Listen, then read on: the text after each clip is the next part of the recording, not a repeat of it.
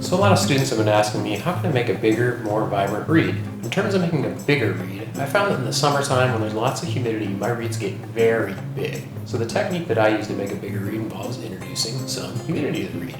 You can take a regular reed, just like this one here, and you can see that this is measuring to about 71 millimeters. You're going to want to set it down somewhere on the desk where you can measure it.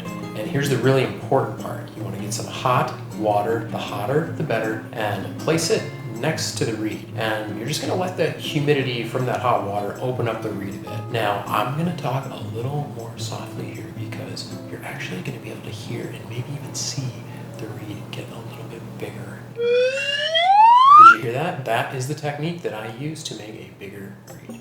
Okay, so now let's cover how to make a reed more vibrant. We want this thing to vibrate more, so go ahead and grab the reed knife for this one because we're going to have to remove some cane. Don't be afraid to really get in there, but do try to scrape both blades equally. Now, as you'll see, the reed is actually going to vibrate quite a bit more, and you should be able to notice a difference right away. So that's the technique that I use to make a reed more vibrant. If you guys like the video, be sure to give it a thumbs up and subscribe. If there's any other aspect of reed making you'd like covered, go ahead and leave a comment down below, and I'll get back to you as soon as possible.